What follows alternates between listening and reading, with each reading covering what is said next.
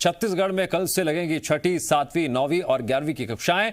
School शिक्षा विभाग ने जारी किया आदेश। 1% से कम कोरोना पॉजिटिविटी रेट वाले जिलों में शुरू होंगी क्लास। एक दिन के अंतर पर स्कूल में बुलाए जाएंगे छात्र। 2 अगस्त से 5वीं, 8वीं, 10वीं और 12वीं की कक्षाएं हो रही थी संचालित। तो वहीं सर्दी, खांसी, बुखार से पीड़ित छात्र को क्लास में बैठा नहीं जाएगा। ऑनलाइन पढ़ाई भी जारी रहेगी। किसी भी छात्र के लिए उपस्थिति अनिवार्य नहीं होगी। कोरोना गाइडलाइंस का सख्ती से पालन जरूरी होगा। स्कूलों में सफाई व्यवस्था दुरुस्त रखने के भी निर्देश जारी किए गए हैं। तो इस वक्त की अहम खबर छात्र छात्राओं के लिए, अभिभावकों के लिए।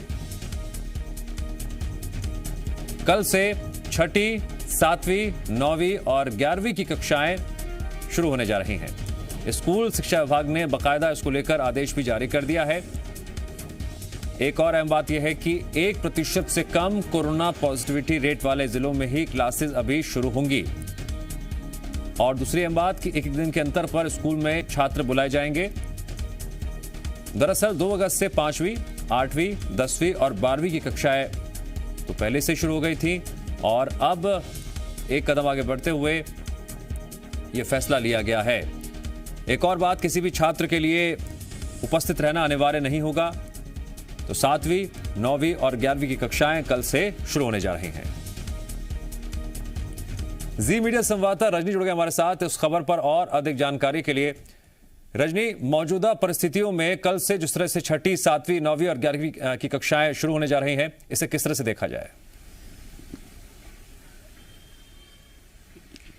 देखिए, छत्तीसगढ़ में इस वक्त कोरोना नियंत्रण में है। लगातार जो कोरोना के आंकड़े हैं वो कम हो रहे हैं और ऐसे में सरकार ने अभी फैसला लिया है कि जो बची हुई कक्षाएं थी, चूंकि पहले 8वीं, 10वीं, 12वीं की कक्षाएं संचालित की जा रही थी, लेकिन 6वीं, 7वीं, 9वीं और 11वीं की कक्षाओं को रोका गया था। लेकिन अब जब मामले कुछ नियंत्रण में नजर आ रहे हैं तो स्कूल शिक्षा विभाग ने स्कूल खोले जाने का फैसला लिया है। हालांकि बहुत से नियम बनाए गए हैं और ये नियम इसलिए बनाए गए हैं ताकि संक्रमण का खतरा ना हो। ऑनलाइन कक्षाएं संचालित की जाएंगी। अगर संभव है तो किसी भी छात्र का स्कूल आना अनिवार्य नहीं होगा।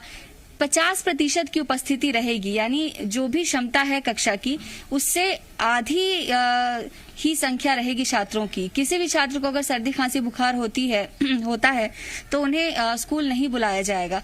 तो ये तमाम नियम है, ये सारे वही नियम हैं जो 2 अगस्त के पहले जब स्कूल खोलने का निर्देश जारी किया गया था उस समय जो नियम तय किए गए थे वही नियम इस बार भी रहेंगे।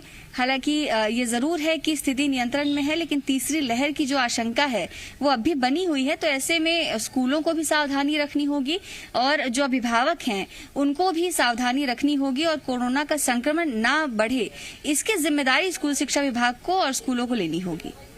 ठीक है रजनी, मॉनिटरिंग की बात की जाए तो उस स्तर पर क्या क्या तैयारियां की गई हैं? क्या जो दिशा निर्देश दिए गए हैं उसको लेकर देखा जा रहा है, परखा भी जा रहा है? क्योंकि अक्सर दिशा निर्देश दे तो दिए जाते हैं, लेकिन क्या कुछ चेकिंग अभियान भी चलाया जा रहा है किस तरह से?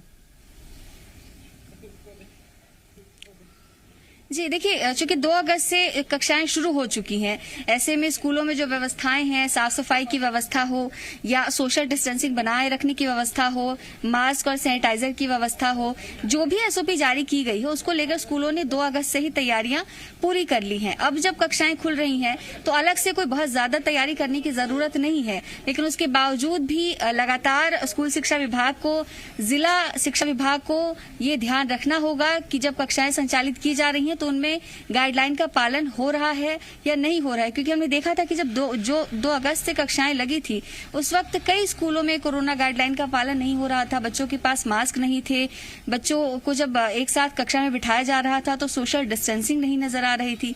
तो ये छोटी छोटी जो लापरवाही है वो आगे चल के गंभीर परिणाम दे सकती है। तो ऐसे में जिम्मेदारी बनती है स्कूल शिक्षा विभाग की भी और स्कूलों की भी। ठीक है रजनी, आप बने रहे हमारे साथ। एक और अहम खबर है जिस पर आगे आपसे हम जानकारी लेंगे।